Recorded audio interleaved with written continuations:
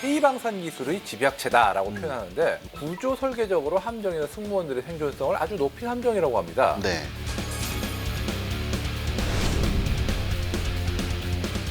충남급 호위함을 미니 이지스함이라고 부르는 분들도 있는데요. 네. 바로 이 복합 센서 마스트 때문입니다. 전자전 대응이 굉장히 뛰어나요.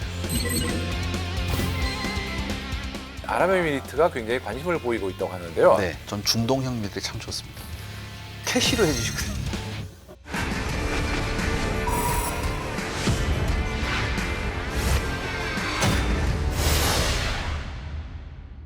전 세계 방산 시장의 새로운 강자로 떠오른 K방산. 세계가 주목하는 자랑스러운 K-웨폰을 파헤치는 시간. 리얼웨폰 K. 그동안 잘 지내셨나요? 아유, 예. 뭐 요즘 또 날씨가 좀 더워지고 있습니다. 예, 덥고 비 오고 본격적인 여름입니다. 네, 네. 지금 또 우리가 안 보는 사이에 이제 네. 해군이 또 새 식구를 맞을 준비를 하고 있다고 하죠. 네, 지난 6월 20일이었습니다. FFX 배치 3 충남급 호위함의 둘째가 나왔습니다. 이 경북함에 진수식이 있었습니다. 이 충남급 호위함의 선도함 충남함은요, 2020년 3월에 체계 개발을 시작해서 지난 12월 18일에 해군에 인도가 되었고요. 두 번째 함인 경북함은 지난 6월 20일 진수한 뒤에 시험 평가 기간을 거쳐야 됩니다. 이건 뭐 모두가 다 아는 그렇죠. 거니까. 그리고 2026년 6월에 해군에 정식으로 인도가 될 예정입니다. 그런데 경북함이라는 이름 어째 좀 익숙하지 않습니까? 예, 이번에 진수한 경북함이라는 함명은 네. 지금 우리 해군에서 세 번째 쓰는 이름이라고 하네요. 세 번째군요. 그렇죠. 제가 두 번째까지는 기억이 나는데. 예. 처음 사용한 함정이 미 네. 해군으로부터 인수해서 네. 1967년에 추역한 호위 구축함. 정말 네. 작아요. 천 네. 톤대 초반 되게 작습니다. 네, 네. 그리고 두 번째로 이 경북함이라는 배 이름을 이어받은 배가 울산급 호위함의 다섯 번째 배입니다. 그렇군요. 그리고 세 번째로 FFX 배치 3 네. 충남급 호위함의 두 번째 함이 바로 이 이름을 계승한 거죠. 네, 그렇군요. 오늘은 충남급 호위함에 대해서 자세히 알아보는 시간 가져보겠습니다. 그런데 본격적인 토크에 들어가기 전에 네. 새 식구도 헌 식구도 누구나 함께 할 수 있는 내 손안의 밀리터리 K 밀리터리가 있는 리얼웨폰 K. 네. 여러분의 구독과 좋아요, 알림 설정은 프로그램에 아주 큰 힘이 됩니다. 1975년 7월 9일 박정희 대통령은 해군 참모총장한테 한국형 구축함 개발을 지시합니다. 이전까지 우리나라가 만든 함정은 국내 최초의 고속정인 학생호뿐이었습니다.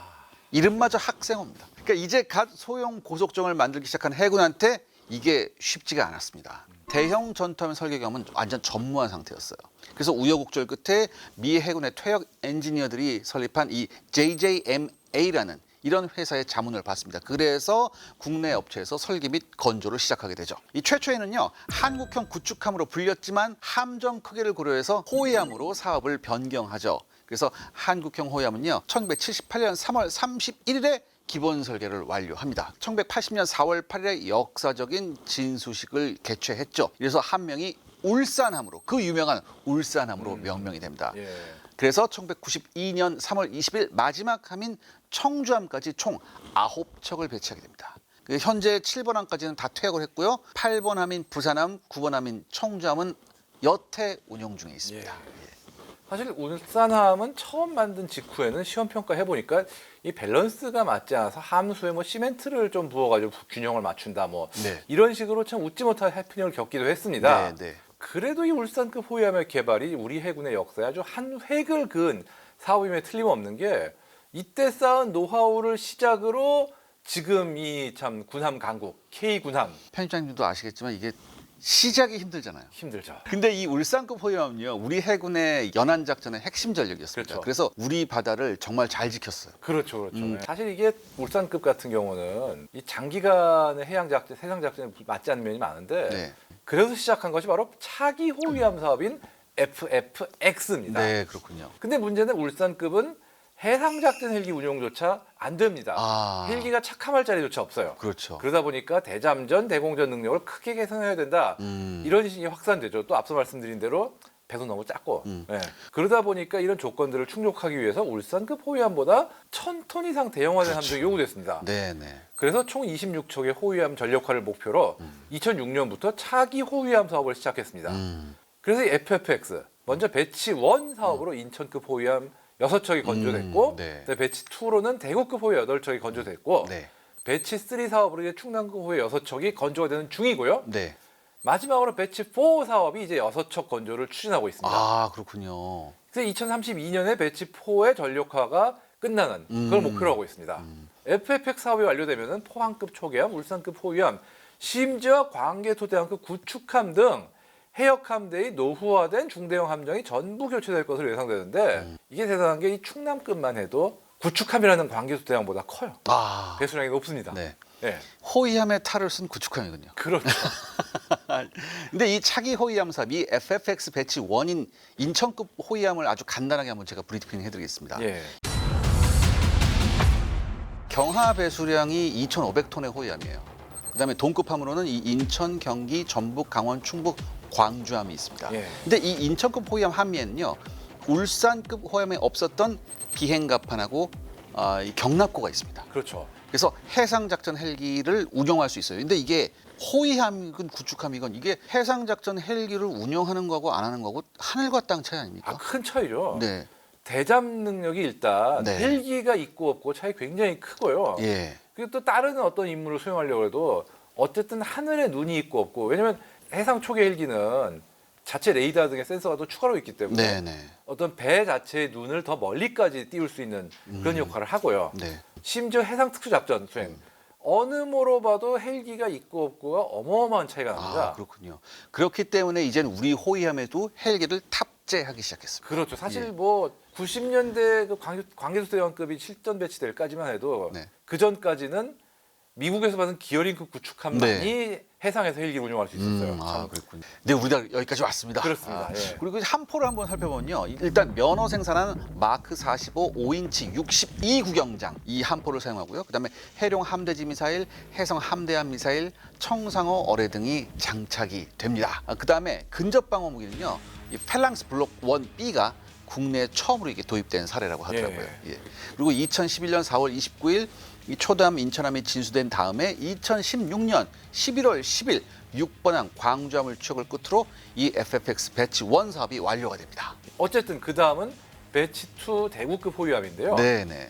이게 경하 배수량이 3,100톤급. 이 배치 1인 인천급 호위함에 비해서 길이는 8m, 배수량이 600톤이 늘어났습니다. 그러니까 한둘레 커졌네요. 사실 이 대구급부터 벌써 만재 배수량 기준으로 광개토대왕하고 근접하는 그런 수준이에요, 벌써. 아, 그러니까 우리나라도 자꾸 우리나라도 만토급 해놓고서 순양함이 아니라 구축함이라고 그렇죠. 하잖아요. 예. 어쨌든 인천급에 장비된 예인형 소나는 저가형 장비로 네. 어뢰만 탐지할 수 있는 그런 수준이었는데 아, 이거 조금 아쉬웠네요. 그렇죠. 예. 대구급에서는 탐지 거리가 50에서 100km에 달하는 SQR 250K 예인 선배열 소나가 장착되어 있기 때문에 네, 네. 보다 공세적인 대잠수 함전이 가능해집니다. 아, 그렇군요. 또 배치 1과 또 다른 점이 인천급 호위함은 일정상의 문제로 한국형 수직 발사체계 KVLS를 탑재하지 못해서 이 방공 능력이 좀 제한이 있었어요. 그러니까 이게 이거죠, 한마디로. 그쪽으로 배를 돌려야지 대공 미사일을 쏠 수 있을 경우도 있었잖아요. 근데 이 수직 발사기가 있으면 문제가 해결되잖아요. 그래서 어쨌든 대구급에는 KVLS 16문을 16셀이라고 하죠. 네. 장착했는데 그중 8문에는 해공 미사일을 한 문에 4발씩 아. 32발을 장착하고 아, 네. 나머지 8문에는 홍상어 대잠 로켓을 장착합니다. 아. 인천급에서는 이제 청상어 어뢰 자체만 운용한 거죠. 2016년 6월에 1번함인 대구함의 진수를 시작으로 네. 2023년 10월에 8번함인 춘천함까지 추억이 완료됩니다. 네. 참고로 대구급 호위함은 그 선형을 기반으로 한 수출형 함형이 만들어져 가지고 네. 필리핀과 태국에 수출이 됐습니다. 호세 리자라고 뭐 그렇죠. 예, 푸미폰 아둔야대급. 예, 근데 이게 뭐냐면 여러분들 이거 생각해 보세요. 특히 태국 같은 경우에 푸미폰 아둔야대급이 뭐냐면 국왕 이름을 붙였거든요. 그렇죠. 그럼 이건 뭐냐면 그 해군의 기함이란 얘기예요. 거의 그렇죠. 예. 예. 그러니까 우리 연안함인데요. 우리는 호위함인데요. 근데 거기는 기함이에요. 여러분 이거 생각해 보셔야 돼요. 어쨌든 이제 오늘의 주인공 배치 3 충남급 호위함입니다. 이세환 기자님은 직접 들어보셨다고요? 네, 제가 가서 구석구석 봤어요. 예. 근데 그때 제가 갔을 때는 뭐냐면 마감 공사나 이런 게 아직 안 됐을 때였어요. 아, 예. 안 됐을 때 그래서 제가 이게 촬영하러 갔거든요. 휴게실하고 체력 단련실을 먼저 보여주더라고요. 예전엔 이런 거 없었다. 없었죠. 우리 승무원의 복지를 위해서 이런 것부터 먼저 공간을 확보하고 했다라고 이렇게. 그다음에 이제 마스트 이제 그 함교에 올라갔거든요. CRC가 아니었거든요. 네. CRC가 아니었는데도 불구하고 최첨단 이 디지털 콘솔이 아주 가득했었습니다. 예. 그래서 이거 좀 보여달라고 하니까 안 보여주죠. 아, 이 충남급 호위함은요. 이 대구급 호위함과 함형은 유사하지만 길이는 7m, 경하 배수량은 또 500톤이 증가해서 또 한 둘레 커집니다. 예. 예. 길이가 129m, 폭이 14.8m, 높이가 38.9m입니다. 그리고 경하 배수량이 3,600톤의 만재가 우리 편집님 말씀 맞습니다. 4,300톤짜리 호위함은 어이구. 없어요. 야, 이건 뭐, 일단 3,000 넘어가면 구축함이에요, 사실. 뭐 그렇게 부르는 게 참 통념상 맞죠. 근데 4,300.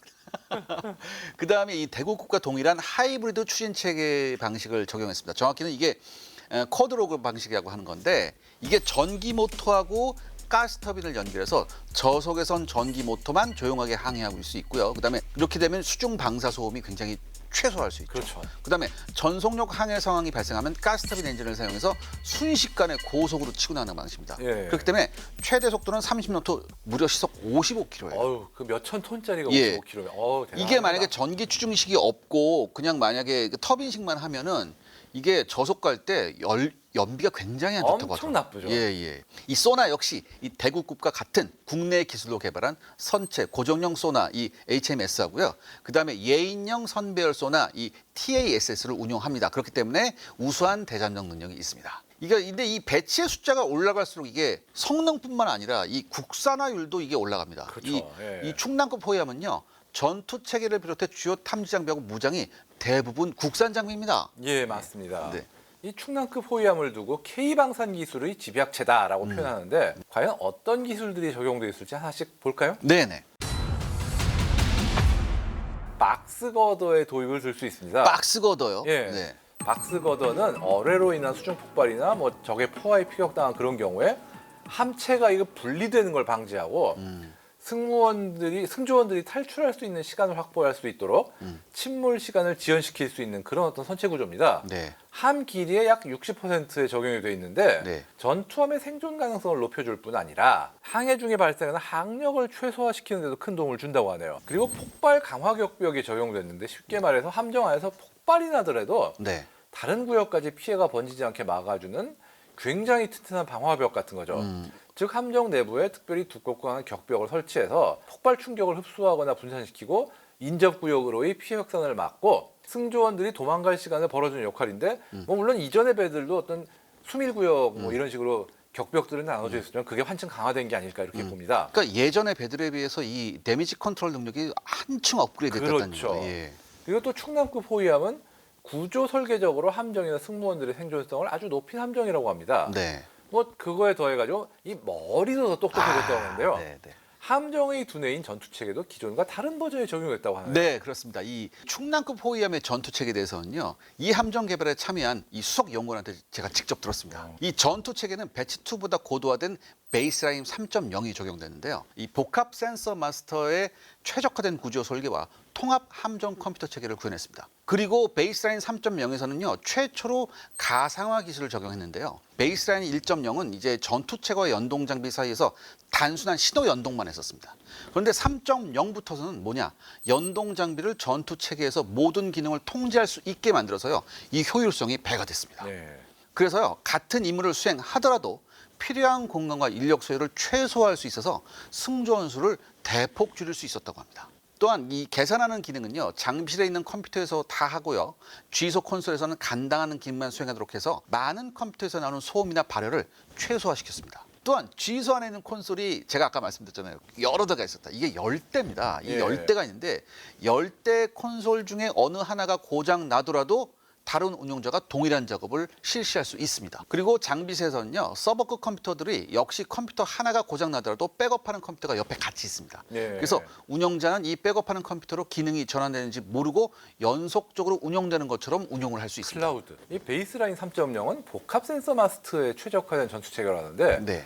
이 복합 센서 마스트가 충남급 호위함에서 가장 눈여겨볼 부분입니다. 네. 충남급 호위함을 미니 이지스함이라고 부르는 분들도 있는데요. 네. 바로 이 복합 센서 마스트 때문입니다. 유럽의 방공함 같이 약간 딱 좀 그렇죠. 그런데 그 ISM 인터그레이티드 센서 마스트라고도 불리는 이 복합 센서 마스트는 기존의 함 외부 여기저기에 주렁주렁 노출된 상태로 막 흩어져 있던 네. 각종 센서와 장비들을 마스트 하나로 깔끔하게 그렇죠. 모아서 패키징한 그런 겁니다. 네. 국내 함정 중에는 최초로 적용된 사례인데 적의 공격에 대한 피탄 면적을 최소화하고 생존성을 높였다고 그러네요. 특히 충남급에 탑재된 복합 센서 마스트에는 사면 고정식 다기능 위상 배열 레이더와 첨단 적외선 감시 추적 장치인 IRST 같은 다양한 첨단 기술들이 통합되어 있으며 또 스텔스형 설계이기 때문에 이게 아무래도 레이더에 탐지되는 확률이 낮아지죠. 이 복합 센서 마스트에 통합된 여러 장비들 중에 사면 고정식 다기능 위상 배열 레이더입니다. 이것 때문에